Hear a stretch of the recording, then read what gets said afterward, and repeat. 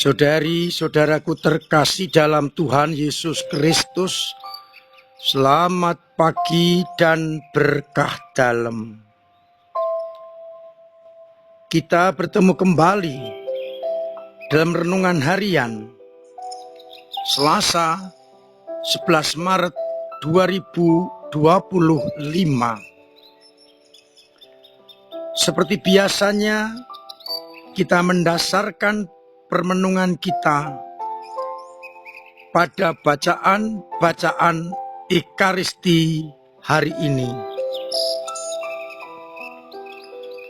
Bacaan pertama dari kitab Nabi Yesaya, bab 55, ayat 10 dan 11. Lewat Yesaya Tuhan berfirman, seperti hujan dan salju turun dari langit, dan tidak kembali ke sana, melainkan mengairi bumi, membuatnya subur, menumbuhkan tumbuh-tumbuhan, memberikan benih kepada penabur, dan roti kepada yang mau makan. Demikian pula firman yang keluar dari mulutku, tidak akan kembali dengan sia-sia, tetapi ia melaksanakan apa yang kusuruhkan kepadanya. Pada Injil dari Injil Matius bab 6 ayat 7-15, Yesus mengajarkan doa Bapa kami kepada kita. Ia berpesan agar doa kita jangan bertele-tele seperti orang yang tidak mengenal Allah, karena mereka menyangka doanya yang panjang-panjang berkenan kepada Allah. Karena Bapa mengetahui apa yang kamu perlukan sebelum kamu memintanya. Maka Yesus kemudian mengajarkan doa Bapa kami kepada kita. Dan tekanan yang pokok adalah jika kamu mengampuni kesalahan orang lain, maka Bapamu yang surga akan mengampuni kesalahanmu juga. Tetapi jikalau kamu tidak mengampuni orang, Bapamu juga tidak akan mengampuni kesalahanmu. Saudara-saudaraku terkasih, dari bacaan yang pertama kita melihat bagaimana kebaikan Allah yang telah mengutus firman-Nya ke tengah dunia untuk melaksanakan kehendak-Nya. Firman itulah yang akan menyuburkan bumi, membuat kehidupan, dan menyelamatkan. Maka hendaknya kita percaya kepada Sang Firman yang telah menjadi manusia dan tinggal di antara kita. Dan firman itu datang untuk melaksanakan kehendak Bapanya.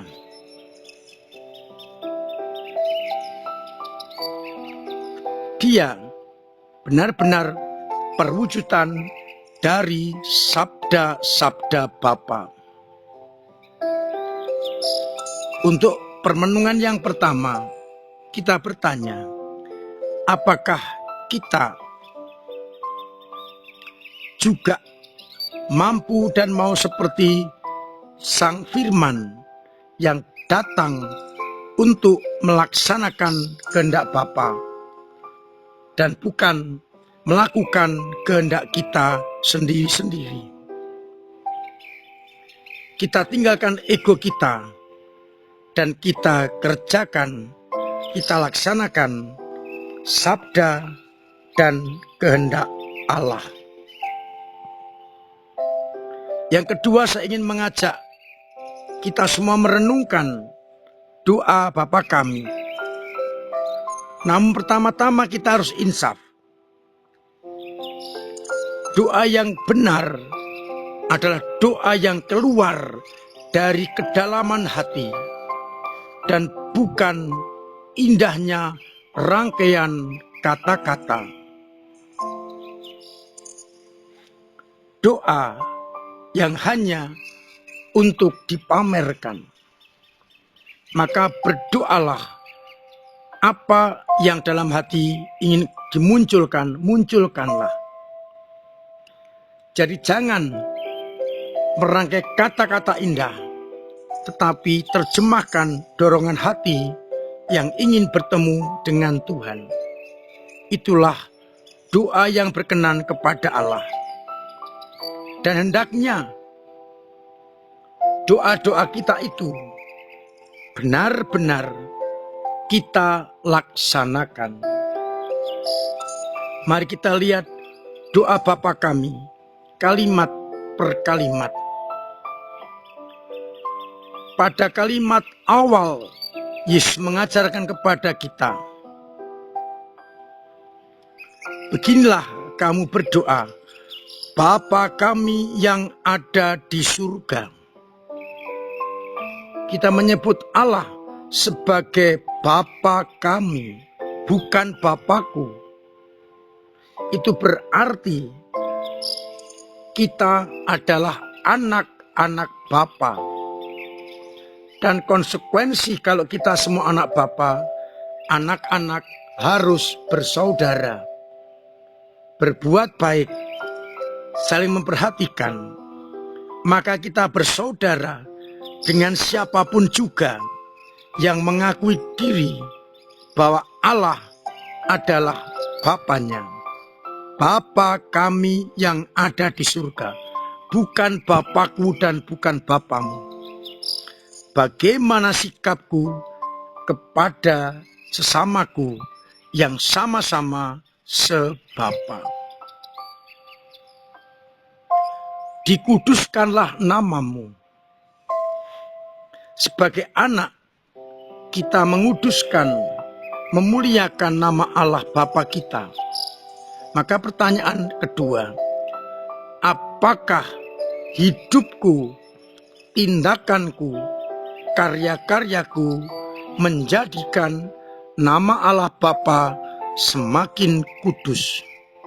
Atau sebaliknya, tindakan kita, karya-karya kita mencemarkan nama Allah? Ini bisa dilihat dari sikap hidup kita. Apakah mencerminkan anak-anak Bapa dan itu menjadi bentuk kekudusan Allah. Datanglah kerajaanmu. Allah meraja berarti suasana tenteram, tenang, dan damai. Penuh kasih, penuh pengharapan. Itulah kerajaan Allah. Apakah kita sudah menghadirkan suasana itu di dalam hidupku? Apakah tindakanku, hidupku dan karyaku merupakan bentuk datangnya kerajaan Allah, di mana suasana menjadi tenteram, aman, sukacita, dan damai? Jadilah kehendakmu di atas bumi seperti di surga. Kita semua sudah mendapatkan gambaran. Suasana surga adalah suasana sukacita, kedamaian, hidup kekal. Maka sudahkah aku menjadikan bumi ini seperti suasana surga, di mana ada ketenteraman, ketenangan, sukacita? Kalau kita berdoa Bapa kami, seharusnya hidup dan tindakan kita menjadi bentuk suasana kerajaan Allah. Setelah kita memuliakan Allah, kita barulah meminta, berilah kami pada hari ini makanan yang secukupnya. Kita harus ingat masih banyak orang yang masih berkekurangan. Maka jangan menumpuk makanan, menumpuk harta, tapi bagilah dan sikap peduli kepada orang-orang yang masih membutuhkan. Konkret, pada masa APP ini kita mencoba menyisihkan makanan kita untuk diberikan kepada orang-orang lain. Secukupnya untuk saya. Tidak perlu menumpuk, tidak perlu khawatir. Berikutnya adalah mohon pengampunan. Ampunilah kami, seperti kami juga mengampuni orang lain yang bersalah kepada kami. Itu berarti kita diajak untuk terus-menerus mengampuni sampai tak terhingga, agar Allah pun juga mengampuni kita.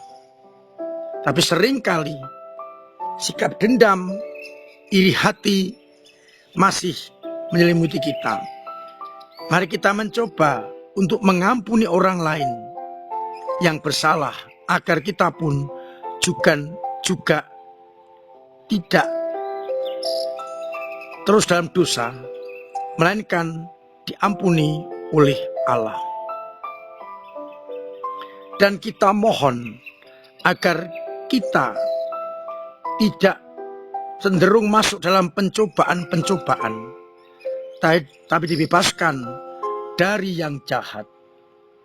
Seringkali pencobaan ini kita yang memulai,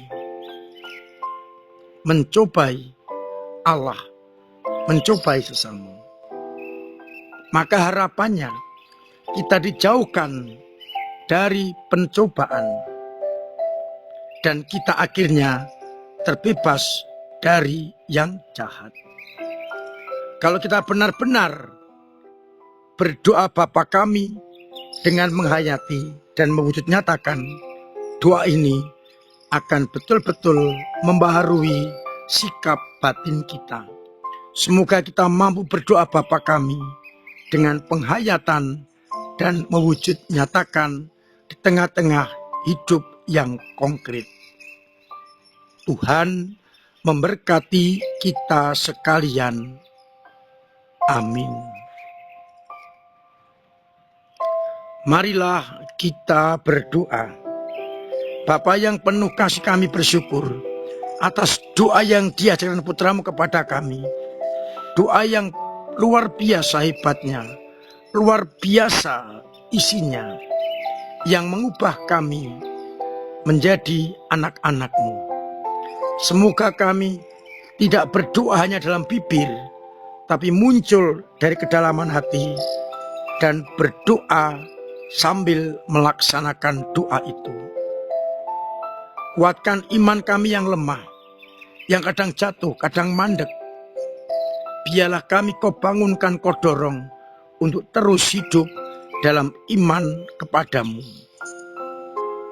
Agar akhirnya dengan iman itu kami tetap melihat cinta kasih-Mu.